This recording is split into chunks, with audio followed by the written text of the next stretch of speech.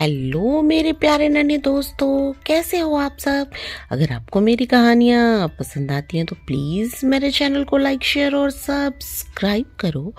आज जो कहानी मैं आपके लिए लेकर आई हूँ उसका शीर्षक है स्वर्ण मूषक पुरस्कार।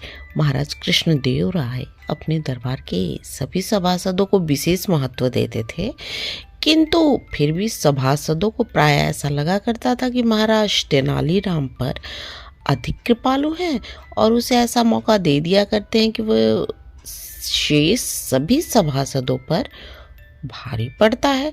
इसलिए आम सभासद ऐसे अवसरों की तलाश में रहते थे जिसमें तेनालीराम का मजाक उड़ाया जा सके। एक दिन महाराज का दरबार लगा हुआ था। आम दिनों की तरह ही राज्यसभा की कार्यवाही चल रही थी। तभी महाराज ने एक अजीब सी गंध उठते महसूस की। उन्होंने सभासदों से पूछा, क्या उन्हें कोई दुर्गंध महसूस हो रही है। सभी सभासदों ने बिना सतर्कता से दुर्गंध अनुभव करने की कोशिश किए ही कहा, नहीं महाराज। लेकिन तेनालीराम अपने आसपास की हवा को महसूस करते हुए बोले, हाँ महाराज, ऐसी गंध मरे चूहे के शरीर में सड़न उत्पन्न होने के कारण पैदा होती है। लगता है कहीं आसपास ही कोई चूहा मरा पड़ा है। महाराज ने सेवकों से अविलंब चूहे की खोज करने के लिए कहा। थोड़ी ही देर में एक सेवक ने मरा हुआ चूहा ढूंढ निकाला और उसे लेकर महाराज के पास चला आया। महाराज सेवक पर नाराज हो गए। उन्होंने कहा, ठीक है, तुमने इसे खोज निकाला, मगर इसे यहाँ लाने की आवश्यकता क्या थी। कहीं फेंक आते, फिर मुझे आकर सूचना दे देते। मैं इस चूहे का क्या करूँगा।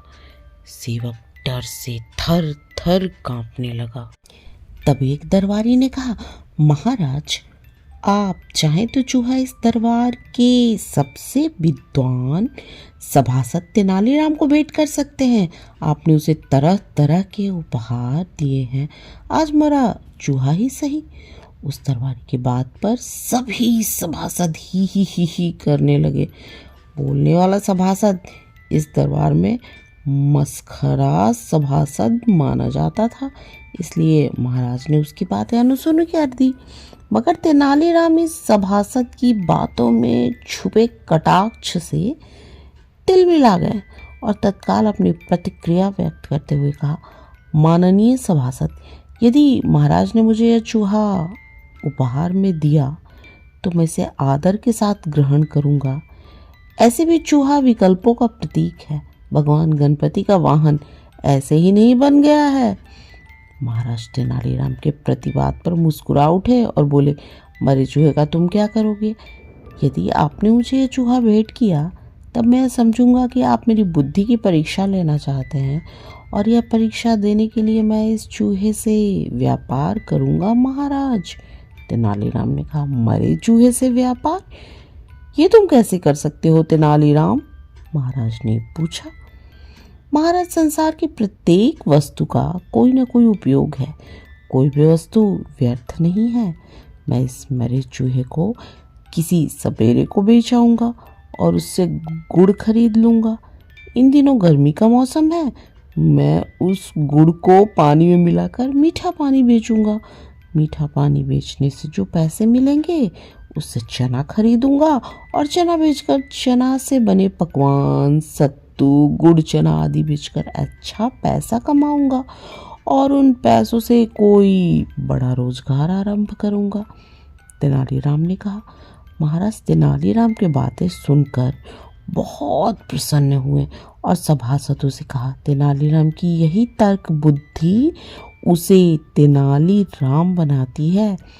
ऐसी तर्क बुद्धि आम इंसान की में प्रायः दुर्लभ है। हमें इस बात का गर्व है कि हमारे दरबार में तेनालीराम जैसे बुद्धिमान सभासद है। मैं आज इसके उत्तर से इतना संतुष्ट हूँ कि उसके लिए स्वर्ण मूषक पुरस्कार की घोषणा करता हूँ तथा राज्य के कोषाध्यक्ष को आदेश देता हूँ कि तेनालीराम को पुरस्कृत करने के लिए 5 तोले सोने का चूहा बनवाकर दरबार को यथाशीघ्र सौंपे। महाराज के इस आदेश का पालन हुआ उस दिन दरबार में महाराज ने तेनालीराम को सोने का चूहा पुरस्कार में देकर उसे अपने गले से लगा लिया।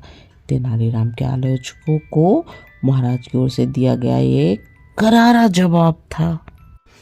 बच्चों, अगर आपको मेरी आज की कहानी पसंद आई तो आपको पता है ना क्या करना है, सब्सक्राइब करना है। अब मेरे प्यारे नन्हे दोस्तों, आप आराम से सो जाएं, सपनों की दुनिया में खो जाएं। गुड नाइट मेरे प्यारे नन्हे दोस्तों, गुड नाइट।